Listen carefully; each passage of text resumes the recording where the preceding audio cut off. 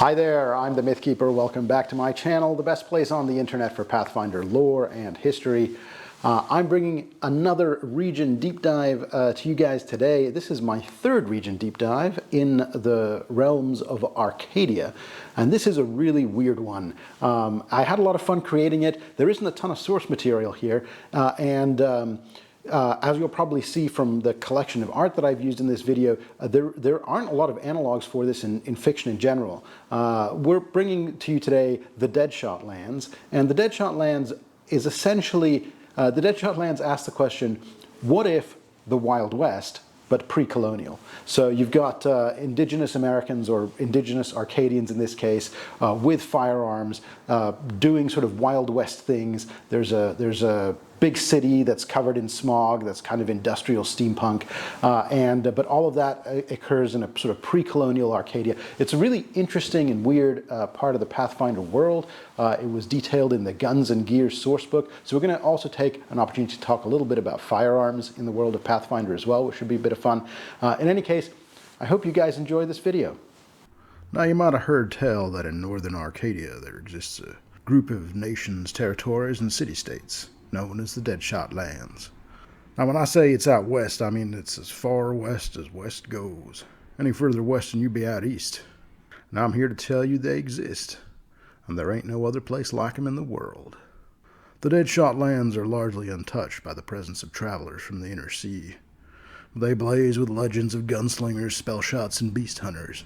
A frontier land where ancient magic and cutting-edge technology collide. From the soot-choked forges of Three Craters to the haunted monasteries of the Crown Peaks and the fey-guarded forests of Briarbow, this rugged nation is steeped in the lore of arcane firearms and bound by the ancient and quite unbreakable Star Code. Yes, this week in my third installment in my Arcadian Region Deep Dive series, let's take a look at the unique lands of Western Arcadia. The history of the Deadshot Lands. The region now known as the Deadshot Lands was defined, like so much of the world of Golarion, in the wake of the Earthfall, the cataclysmic event that reshaped Golarion's surface. Unlike other parts of the world, the Deadshot Lands were not devastated by the meteoric impacts, but rather transformed by the rain of sky metals that struck the continent's heartland. This celestial phenomenon seeded the land with magical alloys that became foundational to both ancient artifice and evolving traditions of arcane weaponry. The mountainous spine of the Mildanesi, especially its northern reaches, the Crown Peaks, became a crucible for these changes, as they were already home to the strange and reclusive artisans known as the Crowned Regents. The Crowned Regents were critical to the formative history of the Deadshot Lands.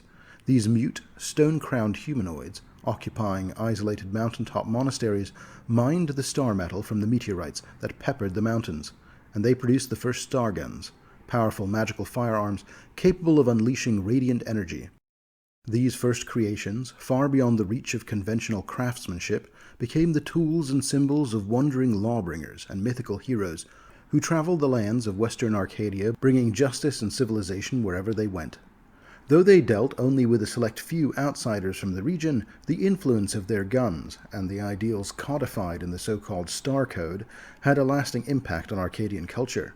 The disappearance of the Crowned Regents who made these ancient weapons is a matter of great mystery to the region. The last confirmed contact with one of the regents having occurred around -5111, marking a transitional moment in the region's history, as the impact of the Star Guns and the Star Code would ultimately outlive their makers. Before the Earthfall Cataclysm, the region now known as the Deadshot Lands was conquered by the imperialistic Razatlan Empire, described in more detail in my Shopatl Region Deep Dive, and my Degasi and the Grinding Coast Region Deep Dive as well. Regardless, the Earthfall collapsed that empire, and the indigenous humans of the Deadshot Lands, now freed from the Eastern tyrants, greatly valued their newfound independence. By the late Age of Darkness, beneath the open plains east of the Crown Peaks, a region that would later come to be known as the Ilani Plains, there occurred a convergence of two deep-dwelling people. The orcs and dwarves of the Arcadian Darklands would turn out to have a history that differed substantially from the orcs and dwarves of the Inner Sea. Their first meeting was not one of conflict, but of mutual cooperation and support, perhaps because their populations were both substantially smaller in this part of the world. Regardless, here the orcs embraced the dwarven mission, and aided them in the completion of their own quest for the sky. The Arcadian orcs helped the dwarves reach the surface, and in so doing, they emerged themselves. While the dwarves would largely abandon the Alani plains to form secret, reclusive fortresses in the Mildonesi mountains, the orcs who migrated into the region instead formed lasting alliances with the indigenous human communities. Then, as the Age of Darkness gave way to the Age of Anguish, the inheritors of the legacy of old Razatlan would set their sights on reunifying Arcadia.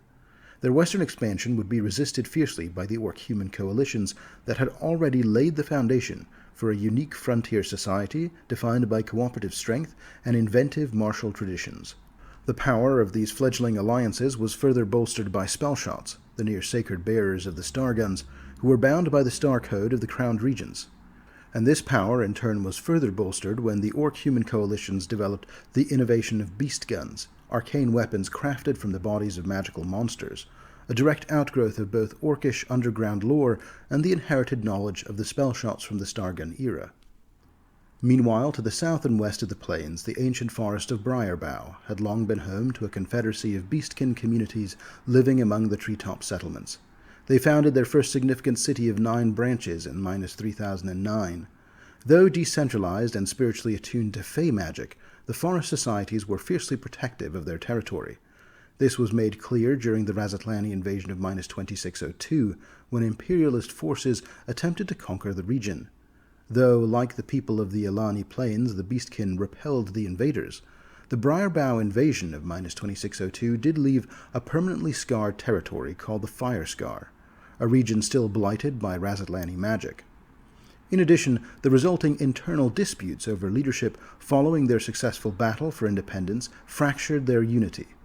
Central to this tension was the myth of the Rowan rifle, a legendary stargun believed to be able to legitimize a singular ruler of Briarbough.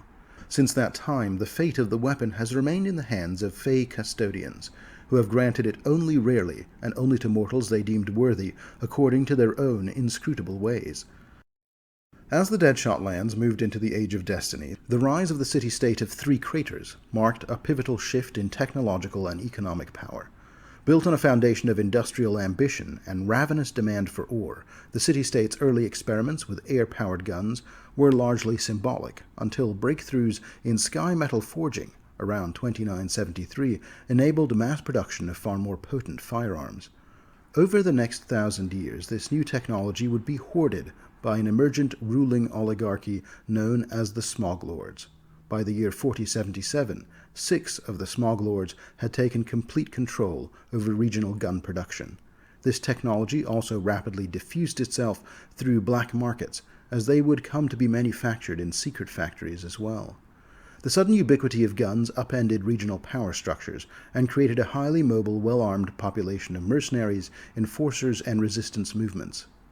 This proliferation of firearms had lasting consequences across the Deadshot Lands, particularly in areas where government control was tenuous.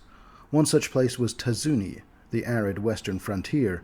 Here, law-keeping collapsed into scattered efforts by local sheriffs and vigilantes, many of whom were indistinguishable from the criminals they pursued. The gun became both judge and executioner, reinforcing the frontier's precarious balance between order and chaos. Stories of lone gunslingers dispensing justice, or vengeance, began to replace centralized legal structures, contributing further to the romantic mythology of the Star Code. Meanwhile, back in 3 craters, the Oil Nomads, a mercenary army supported by gun-toting, grease-covered constructs, assaulted the Smoglords in 4399. The Nomads were driven back, cementing the rule of the Smoglords, whose numbers had grown substantially over the initial 6 that first seized power. Their numbers have continued to fluctuate even to this day. One lasting consequence of the Oil Nomad War of 4399 was that the construct's residue permanently tainted the water of the lake that is now called the Oil Pan. Elsewhere, more powers would emerge. In the northwest, the Helena theocracy established a highly structured yet tyrannical regime centered around the demon lord Pazuzu. Founded in the year 4473, the theocracy maintained strict control over every facet of life through divine authority, weather manipulation, and a fear of doctrinal heresy. Their elite enforcers, the Myvanians, typically Tengu or avian beastkin, adopted the use of specialized beast guns made from flying monsters.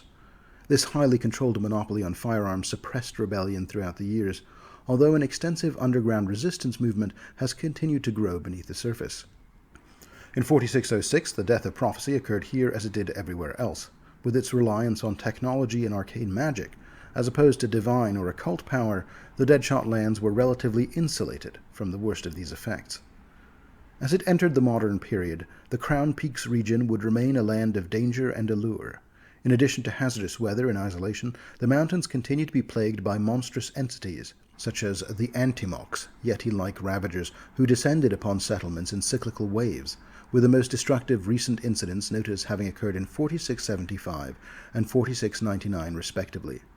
Despite the threat, cities like High Clesh have flourished through trade, mining, and the residual power of the Crowned Region's abandoned monasteries, which continue to attract adventurers and treasure seekers. Meanwhile, Briarbow's internal strife intensified in the last century, starting in the year 4691, with the rise of warlord Varkesh Wolfpaw, the new, ruthless tyrant of the ancient city of Nine Branches. Varkesh has embarked on a campaign of militarization and weapon hoarding, seeking to claim the Rowan rifle from its Fey custodians by force. Opposing him is the chaotic faction known as the Firescar Bombers, a collective of saboteurs and fire-wielding outlaws who operate from the ruined section of forest burned during the Razatlani invasion. Their conflict threatens to destabilize the region, particularly as both groups seek ancient firearms to strengthen their claim. The year 4710 saw the first significant breakthrough in star metal engineering in 3 craters in almost 10,000 years. Although the people here are still not able to make weapons of the quality that the Crowned Regions first forged millennia ago, this breakthrough has led to increased production of guns forged with sky metal componentry, and these have spread throughout the Deadshot Lands. It also promises the possibility that one day, new fully powered star guns may be manufactured once again. More recently still, in 4716, the Helena theocracy staged a brutal public spectacle to reinforce its grip on power. The Myvanians captured a group of alleged rebels and executed them by hurling their bound bodies from great heights, letting them crash into town squares across the region. This horrific display of divine judgment was intended to crush dissent, but instead it has galvanized a growing underground resistance. Across Helena, whispers of defiance spread like wildfire, and secret networks have begun smuggling weapons in preparation for a future uprising. A more bizarre chapter in recent history involves the figure known as Headstone Rolsk, a stone giant necromancer who has united under him various criminal gangs across the land of Tazuni. In 4721, he absconded with the entire contents of New Haywood Cemetery, bodies and headstones alike, retreating to an unknown location to expand his undead forces. With rumors of assaults on settlements growing and local law enforcement in denial or in occasion being outright complicit, the region may stand on the brink of a complete undead conquest. Finally, the current decade has also borne witness to a worsening plague sweeping through the urban centers of the Ilani Plains, namely the cities of Latwaria and Grass Butte.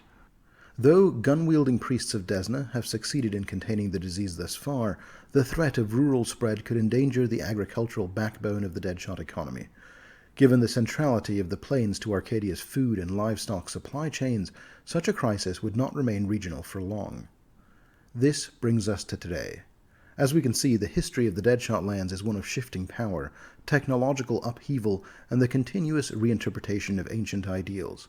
Whether through mystical star guns, handcrafted beast guns, or mass-produced sky metal firearms, the region has maintained a cultural reverence for the weapon, as both a symbol and a tool of justice, resistance, and identity. In many ways, the story of the Deadshot Lands is the story of the gun itself, and the complex, often contradictory ideals it carries with it. Now, let's take a closer look at each of the constituent territories that comprise the Deadshot Lands. The Ilani Plains. The Ilani Plains form the agricultural heart of the Deadshot Lands, a vast stretch of fertile prairie where humanity and orc kind forged an enduring alliance after centuries of upheaval.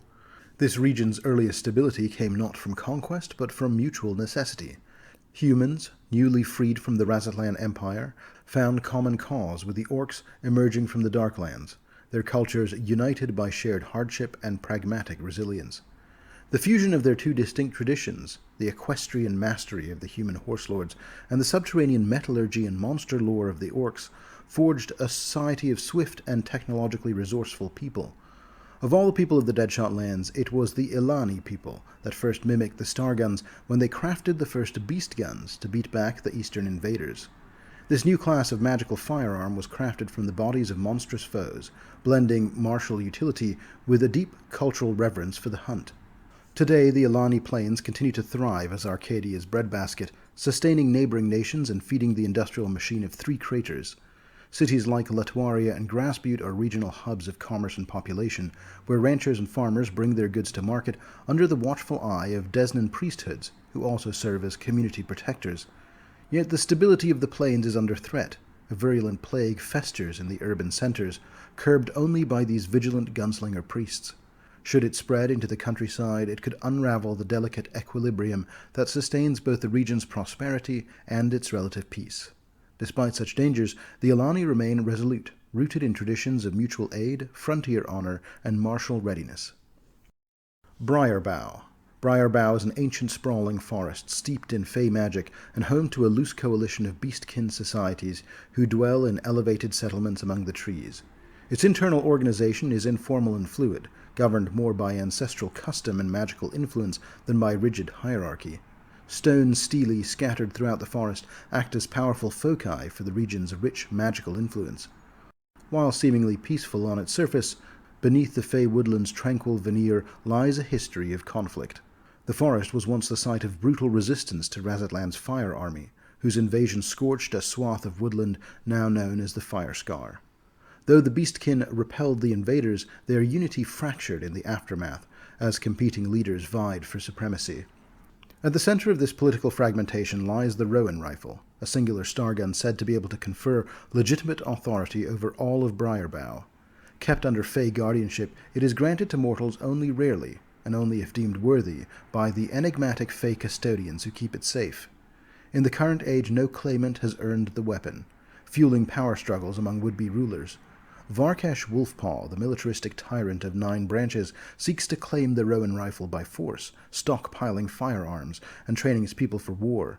Opposing him are the Firescar bombers, radical saboteurs who operate from the blighted ruins of the Firescar and pursue their own volatile agenda. These internal tensions risk igniting a broader civil war, with the Rowan rifle as the final prize. Three Craters. The industrial metropolis of Three Craters is the economic and technological powerhouse of the Deadshot Lands. Nestled between 3 lakes, pristine Moon's Tier, polluted oil pan, and mist-wreathed Oncoac, the city-state is a vision of smokestacks, foundries, and relentless innovation. It is ruled, in name at least, by a collective of oligarchs known as the Smog Lords, whose ceaseless rivalries both drive and destabilize governance. Though plagued by corruption and exploitation, Three Craters remains Arcadia's preeminent center of invention. In an effort to reproduce the star guns, its factories once produced much less effective air-powered weapons. But the rediscovery of sky metal forging techniques a decade ago has revolutionized firearm design. These modern guns, durable and deadly, soon became widely available as black market secrets spilled into the hands of independent engineers and rival foundries. The city's appetite for ore is insatiable, driving deep mining operations in the Crown Peaks and even under the lakes themselves. Trade routes stretch eastward to the sky metal-rich land of the northern lakes, and south into the plains. Social stratification is pronounced here, but the city-state is diverse in ancestry. Humans, halflings, and gnomes make up the majority of the population, but the rat-like Isoki and the insectile Klinkoi, as well as immigrants of orc and dwarf ancestry from the plains and mountains respectively, also populate the great smog-shrouded city. Firearms are ubiquitous here, with even children knowing the basics of gun maintenance. Bows and traditional weapons are seen as relics of a bygone era. Though the Smog Lords officially control the city, real power often lies with influential inventors, syndicates, and private militias, each jockeying for influence in a city where progress and peril have gone hand in hand. Crown Peaks. The Crown Peaks is the name given to the northernmost stretch of the Mildonesi Mountains, a rugged and forbidding range defined by snowbound passes, monster-haunted valleys, and ancient mysteries. Once home to the crowned regents, reclusive and mute artisans responsible for the creation of the original star guns, these peaks now stand as both monument and mausoleum to a vanished era. The monasteries the regents left behind remain coveted prizes, rich in sky metal and arcane secrets, but now harboring deadly threats, Wendigos, Antimochs, and stranger, more ancient horrors besides. A key figure among these dangers is the legendary Dwashtil, a Wendigo matriarch whose dominion over her kind makes her the de facto apex predator of the range. Despite these dangers, the Crown Peaks are not without civilization. High Klesh, a thriving city built atop a former regent monastery, dominates the eastern edge of the mountains and serves as a hub for mining, trade, and exploration. High Klesh is also strategically situated and serves as the principal gateway for those seeking passage through the treacherous mountain range. Its experienced scouts possess invaluable knowledge of the terrain and maintain tenuous relations with the Pass Keepers, a loose confederation of rock-mounted halflings who control the region's other high passes. These vigilant aerial sentinels demand tribute from most travelers and are known to enforce their will from above. Favoring long rifles for their range and intimidation factor, many passkeepers are eager buyers of finely crafted firearms, paying generously for weapons that befit their elevated advantage. High Klesh and the vital mountain passes are not the only item of interest in the Crown Peaks. Mining interests, both corporate and independent, operate throughout the region, exploiting rich veins of sky metals and conventional ores alike. Hidden here as well, the secret fortresses of the reclusive Arcadian dwarves, who still maintain a friendly alliance with the orcs of the Alani Plains, who helped them breach the surface long ago. The Helena Theocracy. This kingdom is a dystopian theocratic state, perched along Arcadia's northwestern coast, deceptively pastoral in appearance, but underpinned by fear, repression, and a divine tyranny. It is ruled over by a profane theocracy. The wind-born theocrats they are called, nominally aligned to a shifting pantheon of malevolent sky gods, but primarily centered on the worship of the demon lord Pazuzu. The state's rulers wield actual divine power over both divine magic and the land's weather itself, and this gives them tremendous control, but they are also physically frail, as their power is linked to symbols of office carved of toxic abyssium. For all their magical power, their physical and often mental ailments manifest in the erratic, often contradictory edicts that shape daily life here, cultivating a population steeped in paranoia and resignation. The wind-born theocrats enforce their authority through the Myvanians, elite avian enforcers distinguished by their exclusive right to wield firearms, typically specialist beast guns crafted from flying monsters. The recent spate of executions described in my history section have spurred the growth of a secret resistance movement, one that has smuggled arms across the region and now awaits the rise of heroes to challenge the regime. Beneath its scenic hills and cliff-lined coasts, Helena is a nation on the brink of transformation, its people yearning for liberation. Tazuni. Tazuni is the westernmost territory of the Deadshot Lands, a sun-bleached desert frontier where survival depends on speed, cunning, and of course the reach of a good rifle. Its civilization clusters in scattered oases and river towns like Altameda, Karama, and New Haywood, each surrounded by dusty ranches and wind-blown farms. The region's governance is minimal at best, with authority divided between overstretched sheriffs, self-appointed lawbringers, and outlaw gangs. The line between hero and villain often blurs here. Justice is personal, and the badge carries only as much weight as the gun behind it. This chaotic landscape has made Tazuni a haven for adventurers, drifters, and tale-tellers, whose exploits fill the saloons and stagecoaches that connect the isolated settlements. Yet Tazuni is not merely a land of colorful scoundrels. Beneath the grit lies a growing shadow. In recent years, a powerful necromancer known as Headstone Rolsk has unified multiple outlaw factions under his banner, supplementing his forces with reanimated ghouls. In 4721, he desecrated New Haywood Cemetery, absconding with corpses and headstones alike, to unknown purpose.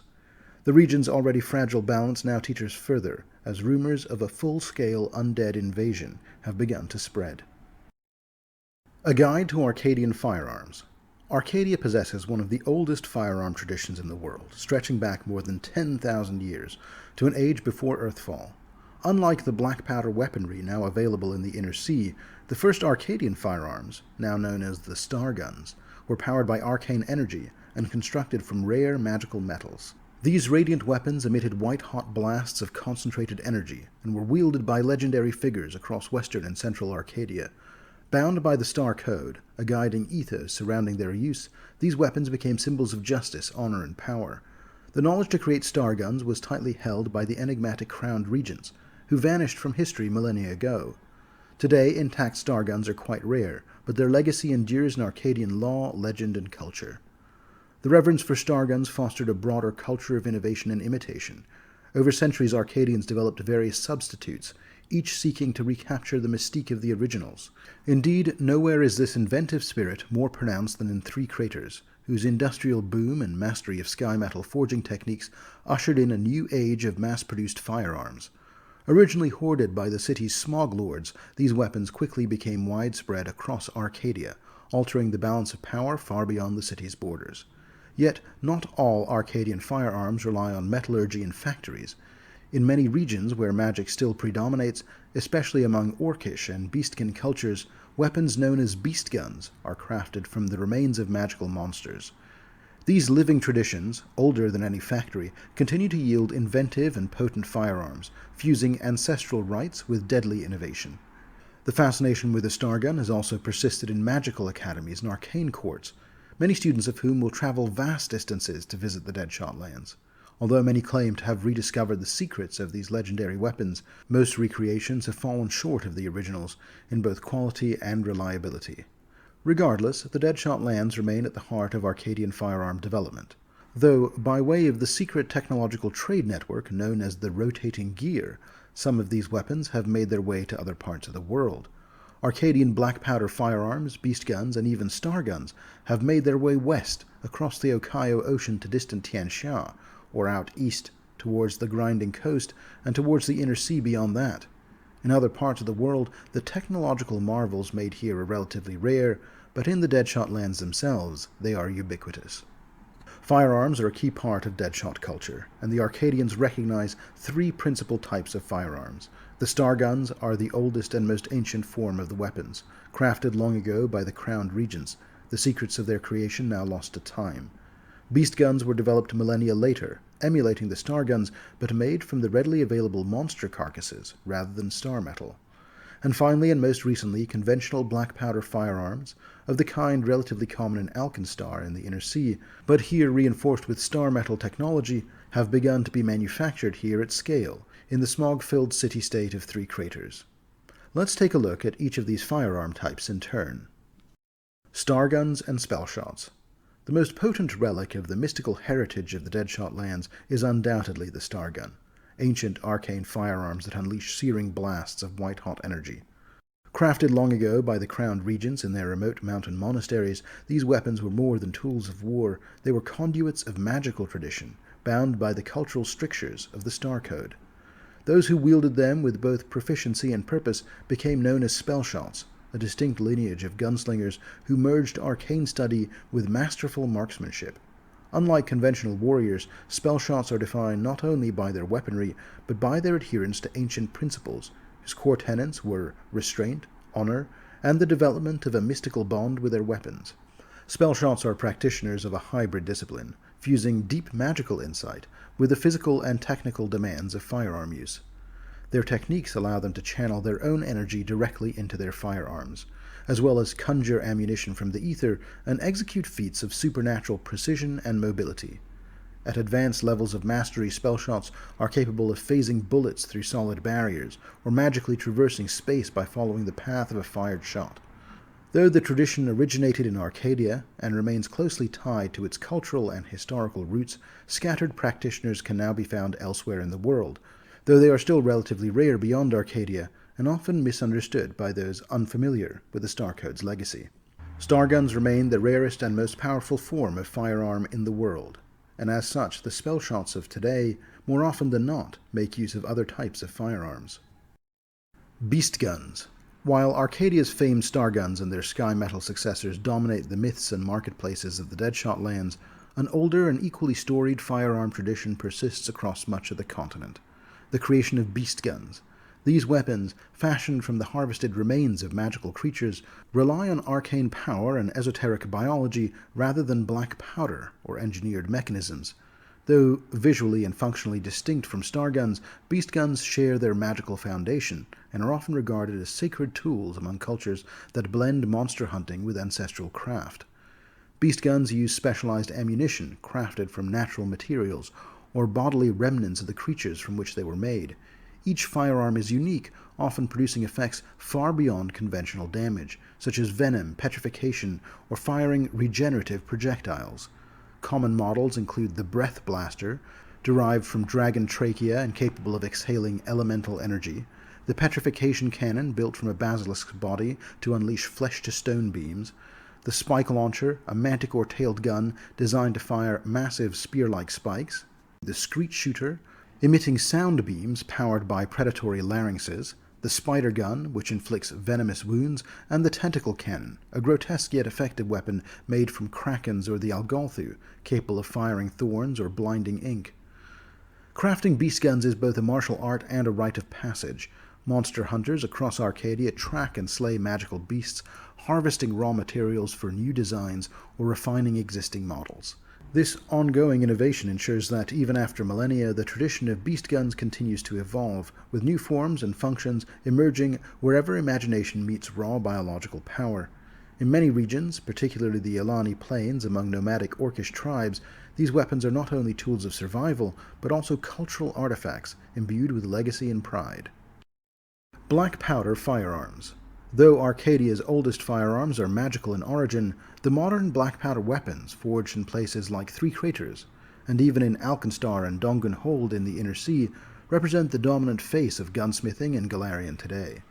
These firearms typically use a flintlock ignition system and folding breech mechanism, allowing for efficient loading with paper cartridges containing powder and shot.